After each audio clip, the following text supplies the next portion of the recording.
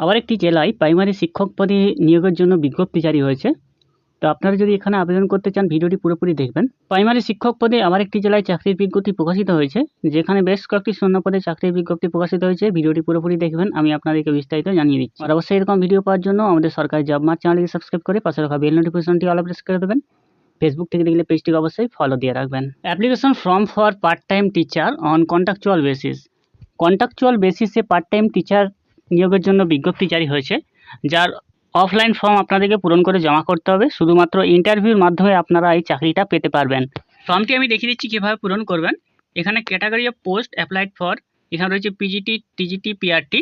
তো আপনি যে পোস্টের জন্য আবেদন করছেন সেটা লিখবেন। নেম অফ দ্য অ্যাপ্লিক্যান্ট, অবশ্যই আপনার নাম এখানে লিখে দেবেন, ক্যাপিটাল লেটারে লিখতে হবে। ফাদার্স নেম, আপনার বাবার নাম লিখবেন। ডেট অফ বার্থ বসিয়ে দেবেন। 1/7/2026 অনুযায়ী কত বছর, কত মাস, কত দিন হচ্ছে সেটা বসিয়ে দেবেন। আপনার পাসপোর্ট সাইজ ফটো এখানে চিটিয়ে দেবেন, সিগনেচার করে দেবেন নিচে। এরপরে কমিউনিটি কী রয়েছে, এসসি, এসটি, ওবিসি না জেনারেল। এসসি, এসটি হলে তার সার্টিফিকেট দিতে হবে। পার্মানেন্ট রেসিডেন্সিয়াল অ্যাড্রেস, ঠিকানা আপনার এখানে বসিয়ে দিতে হবে।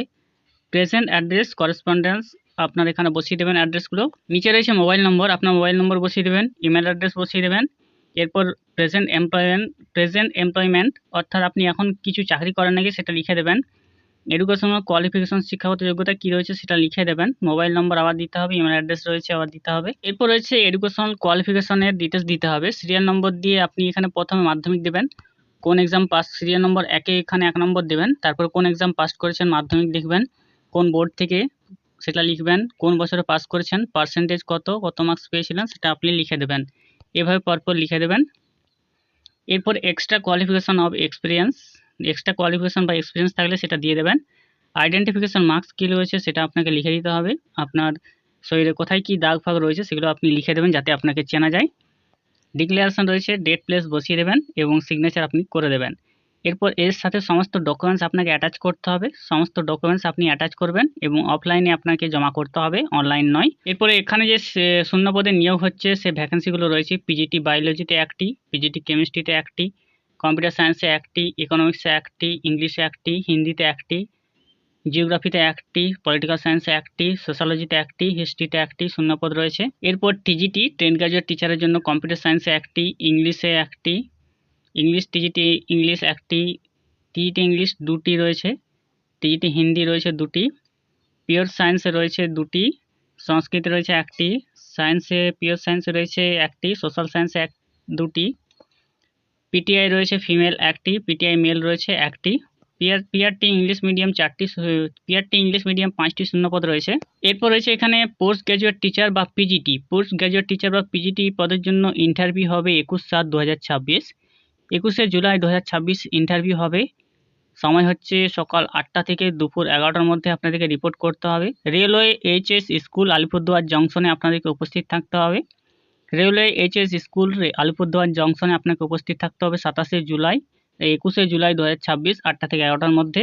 ট্রেন্ড গ্র্যাজুয়েট টিচার বা টিজিটির জন্য 21শে জুলাই 2026 আপনাদের ইন্টারভিউ হবে 8টা থেকে 11টা। রেলওয়ে এইচএস স্কুল আলিপুরদুয়ার জংশনে উপস্থিত হতে হবে। প্রাইমারি টিচারের জন্য 21শে জুলাই 2026 ইন্টারভিউ হবে 8টা থেকে 11টার সময় রয়েছে। Railway HS school Alipurduar junction, এই ঠিকানায় আপনাদেরকে উপস্থিত হতে হবে। বেতন আপনারা পেয়ে যাবেন পোস্ট গ্র্যাজুয়েট টিচারের জন্য 27,500 টাকা পার মান্থে, ট্রেন গ্র্যাজুয়েট টিচারের জন্য 26,250 টাকা, প্রাইমারি টিচারের জন্য 21,250 টাকা।